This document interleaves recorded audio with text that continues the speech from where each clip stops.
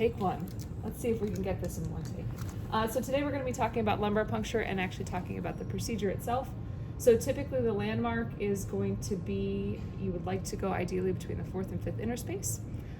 If you do not have good access there, then you typically have to go above to L3-4. And again, now we're talking about our adult patients. So you want to feel the iliac crest on your patient.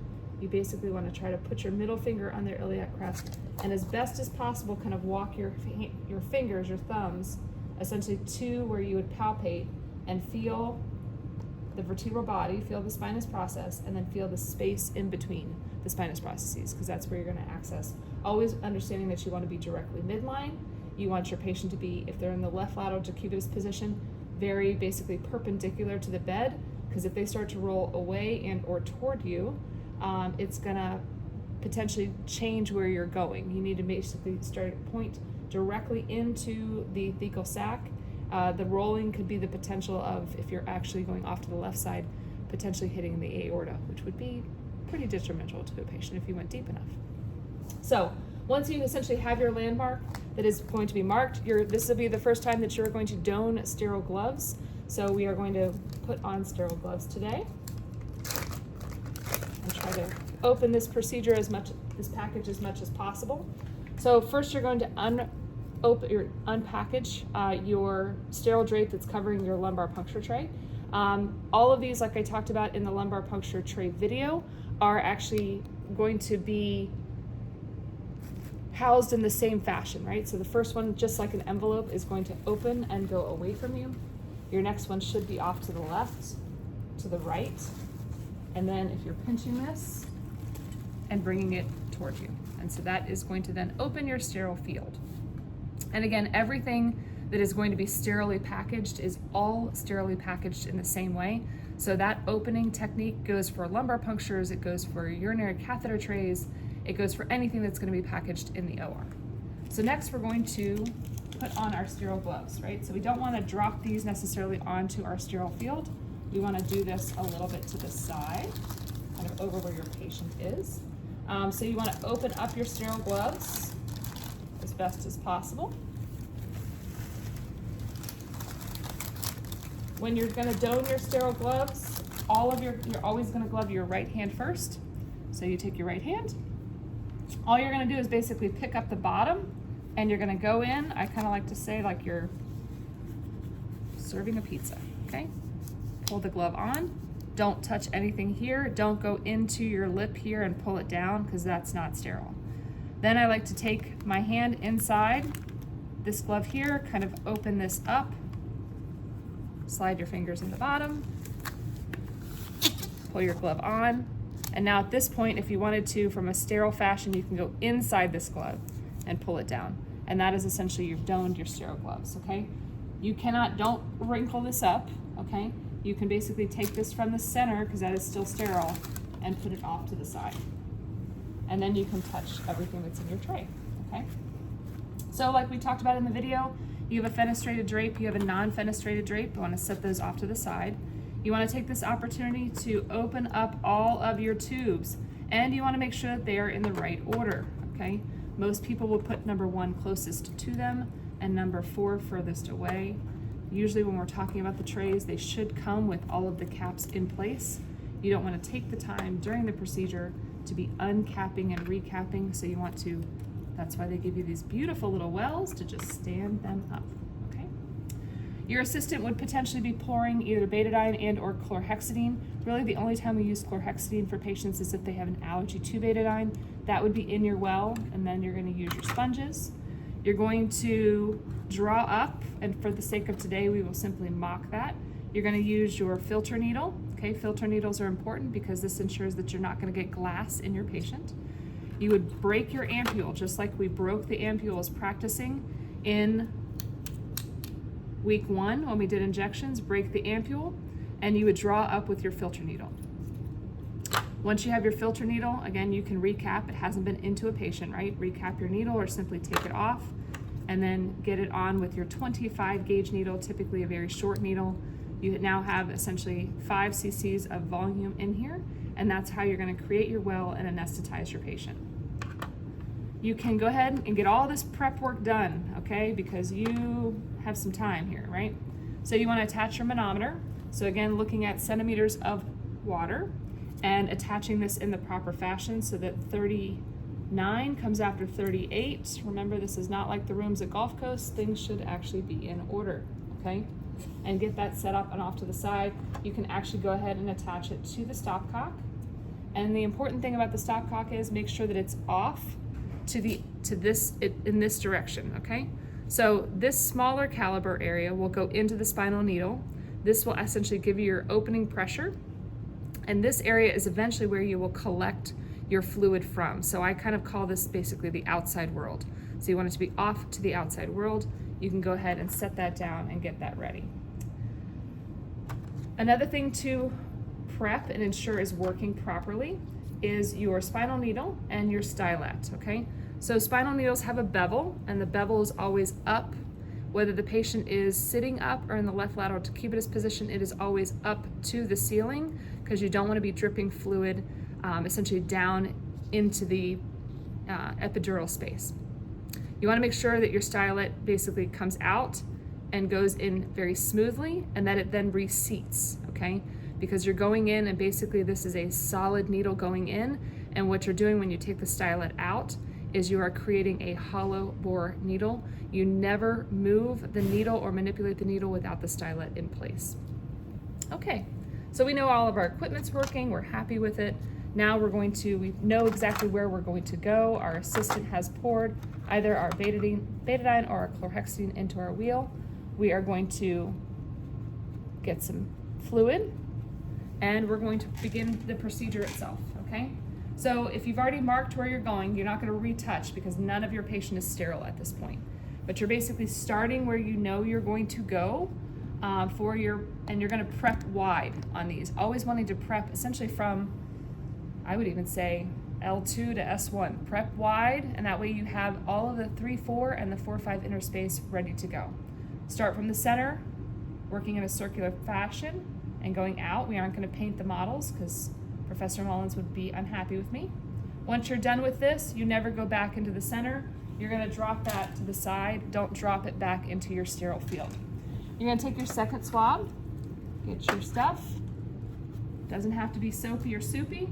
Go from the center out and all the way out and prepped.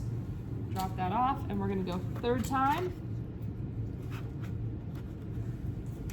Center, all the way out. And then we're going to drop that. Okay, all of that now becomes dirty. We don't get to retouch that material. Now, ideally for your patient who's an adult, they're sitting in the left lateral decubitus position and almost in a fetal position. That ensures that the knees are tucked to their chest wall as much as possible. When you open a fenestrated drape, the fenestrated drape basically is the one that has the hole in the center. So you basically want to tuck your hands underneath. You're going to place that drape where you think it's going to go. Now, normally when you get these drapes in a kit, they come with a piece of tape up here. So for an assessment standpoint, either your assistant can help you or one of the proctors will actually hold this drape up just to ensure that it doesn't become problematic for you. You kind of tuck this one under your patient a little bit, and just for the sake of practice today, I'm going to put something up here to try to hold that drape up on my patient. You would, of course, never do that in real practice. You have a non-fenestrated drape, or what they like to call on some kits an absorbent towel, which they are not, okay? You're going to do this and put this lower and tuck that potentially under your patient to ensure that you have an extended sterile field.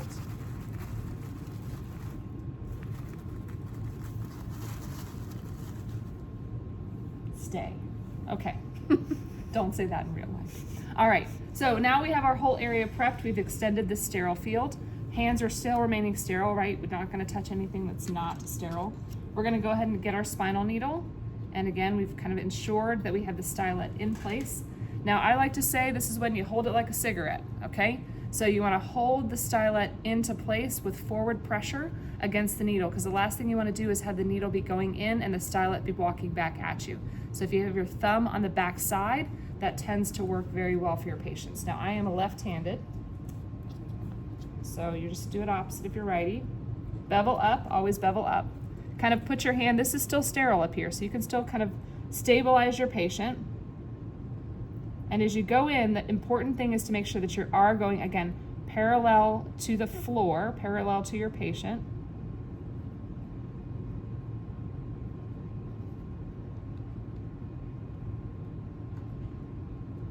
I hit bone, so you're gonna back out a little bit, okay?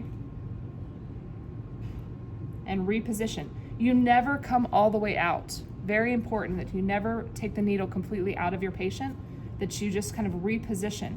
Go a little bit more cephalad, a little bit more caudal. And I'm constantly hitting bone, so for the sake of this not being a 500-hour video, we're gonna say that I'm in, okay? Again, just kind of going here for technique. Once you think that you're in, you'll take the stylet out and you would see fluid coming back at you. You then would put the stylet back in, okay? If your manometer is already ready to go and you have an assistant, who is also sterile, this is when they could hand you the manometer. So the manometer goes in, you take the stylet out. Again, maybe your patient's sedated, maybe they put your stylet back on the sterile field, hook your manometer up, and what you'll see is the fluid will start to rise through the manometer, okay? And as it does so, you are now getting your opening pressure. But this is precious CSF that we have in the manometer, and we don't want to lose it, okay? So what you need to do here is you need to learn how to stabilize the needle with your manometer. You need to grab your first tube, and then you're gonna lose some of this, okay? So don't get overly concerned about the fact that you're gonna lose some, but you do wanna have this fluid that's in this manometer basically drip and fill into your first tube. So you're gonna open this up, basically turn it off to the patient. What's gonna happen is the fluid from the manometer will then drip into your first tube, okay? And most of the time, people don't like to keep the manometer on, and not in every circumstance is a manometer necessary. But if you want an opening and a closing pressure, you ordered it for a reason, so please don't waste that CSF. Now, at this point, if you want to, you've got all the fluid out of here and you have enough, and you want to get rid of the manometer, because it is clumsy, I won't be lying to you, okay? You basically want to turn this off to the outside world, take the needle off, put your finger over the end of the spinal needle. You've now put your first tube in, and now you just take your time, right? Grab your second tube, let the fluid drip into your second tube, put your thumb over the end of the needle, and don't take the time here to recap all of these tubes. Just be very cautious that they don't get hit. Again, very precious CSF. You do not want to have to repeat this procedure. You're getting, depends how much cytology you need to do, but roughly 2 to 4 cc's per vial would be great. And we'll talk both in neuro as well as in lab as to what gets run off of all of those vials. You've got your last one here. You've ensured that your stylet remains on the sterile field. So you're gonna put your stylet into your needle. You're gonna make sure that it seats, and that's one thing we'll practice in lab is you'll be able to tell when it's not seating. Hold your patient in very swift motion, pull the needle out, all the way out, put that back on your sterile field. You can take some gauze if you need to, but really you shouldn't have anything more than about a Band-Aid over this wound. And the reason for that is if this patient was to start to develop a CSF leak or they were to start to develop a hematoma, you would want to ensure that you can't have this be swelling with fluid and unable to be seen. So really there should be minimal blood loss, so a Band-Aid should do it. And I think that essentially covers everything for a lumbar puncture. Professor Pledger? Clean it off, very good, right? We're gonna take off our sterile drapes, and guess what? Skin doesn't like betadine. We're gonna say that here, we're gonna say it again in Foley catheters. Make sure that all of your, especially betadine, okay? All of that gets cleansed off. Now, if you used chlorhexidine, That can actually stay on your patient and not be as irritating, but more often than not, with regard to a lumbar puncture, you're going to see betadine used for this procedure. Just like we use betadine for blood cultures, we want this to be as sterile as possible. We'll be practicing this in lab.